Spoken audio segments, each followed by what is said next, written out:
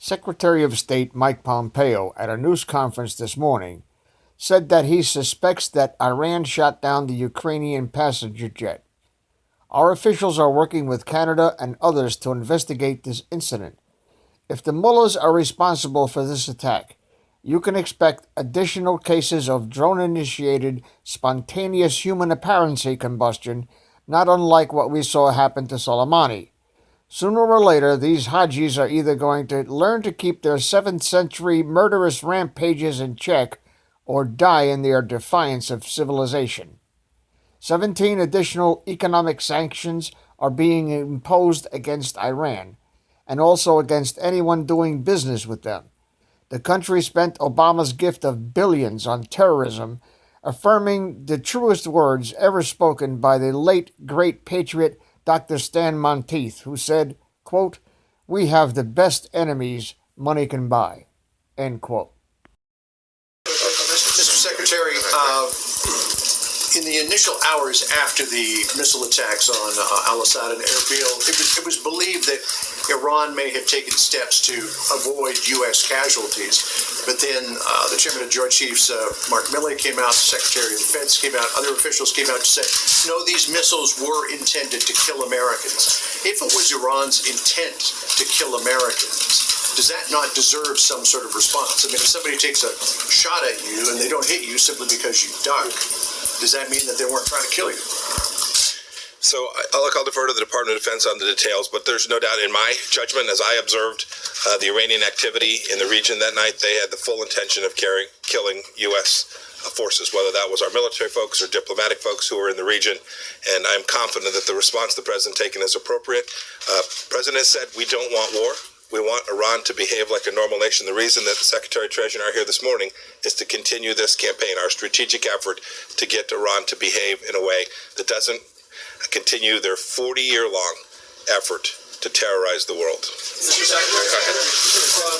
Secretary, Secretary Pompeo, do you believe that the Iranians shot down the Ukrainian International Airways plane? And if the Iranians shot that plane down, will there be consequences? We do believe that it's likely that that plane was shot down by an Iranian missile. We're going to let the investigation play out before we make a final determination. It's important that we get to the bottom of it. I've been on the phone. I was on the phone with President Zelensky. Just before I came here, I was on the phone with my Canadian counterpart. They were working to get their resources on the ground to conduct that thorough investigation. We'll learn more about what happened to that aircraft. And when we get the results of that investigation, I am confident we and the world will take appropriate actions in response. And let me just... Will you allow the NTSB to work with the Iranians? Yeah, I was just going to comment on that. The Treasury will issue waivers for anybody, whether it's Americans or others, that can help facilitate the investigation. Secretary, last time that you both joined us in this room, it was back in September. You were announcing additional sanctions, including on the Quds Force. And Secretary Mnuchin, at that point, you said, I think we've done more sanctions on Iran than anybody, and it's absolutely working. Since then, we've seen an escalation in violence from Iran, shooting down the drone, attacking the embassy, a contractor who was killed, U.S. troops that were wounded. How are sanctions keeping the United States, economic sanctions, keeping the United States interest more secure? I think we have 100% confidence, and we are consistent in our view that the economic sanctions are working, that if we didn't have these sanctions in place, literally Iran would have tens of billions of dollars. They would be using that for terrorist activities throughout the region and to enable them to do more bad things.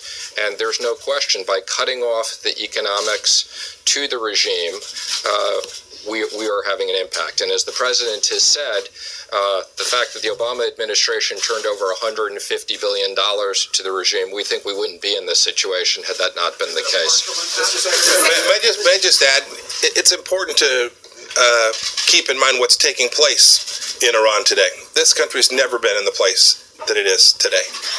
Big, challenging problems. Their budget, they're going to fail by tens of billions of dollars achieving their revenue for this year. They've got real challenges in figuring out how to make difficult decisions. Do you underwrite Hezbollah? Do you pick Hamas? Do you underwrite the Shia militias in Iraq? Or do you allow your people to have the opportunity to live the life they want and grow your economy. Those are the difficult choices that the regime is facing. And you can see the protests that we expect will continue, that will demand from the Iranian regime that they begin to treat the Iranian people in the way that they so richly deserve. And this administration will continue to support those efforts as well. In the back. Thank you, Mr. Secretary. You mentioned secondary sanctions here. What is your message to our European allies who continue to do business with the Iranians? And then specifically, if you can, will this impact the INSTEX barter mechanism that was set up by a number of European countries to avoid U.S. sanctions and continue to do business without using the U.S. dollar? Sure, thank you. I think those are both very important questions. So let me first comment on INSTEX. I don't believe there's been any INSTEX transactions. As we've made clear, we are working on a Swiss channel that we have approved for humanitarian transactions. We'll continue to allow humanitarian transactions. We've warned INSTEX and others that they will most likely be subject to secondary sanctions depending on how they use that. So that's absolutely the case. As it relates to the Europeans, both the Secretary and I have spoken to our counterparts in Europe several times over the last few days. We've emphasized the impact and the issue of Iran has announced that they are no longer part of the JCPOA, and we've had very direct conversations with our counterparts about that. Secretary Pompeo, what is your definition of imminent?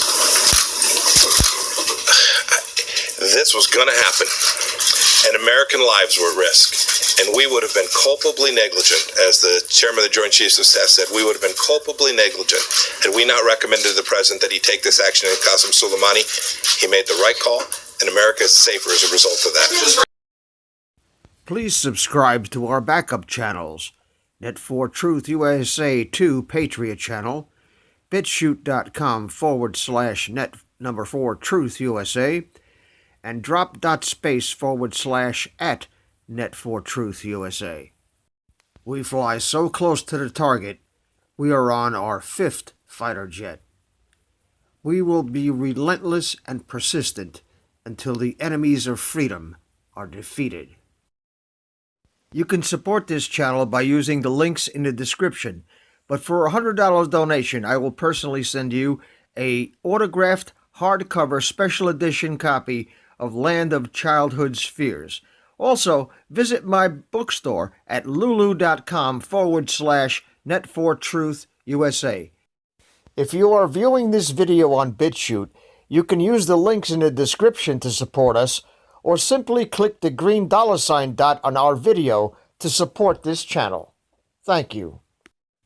Links are in the description section.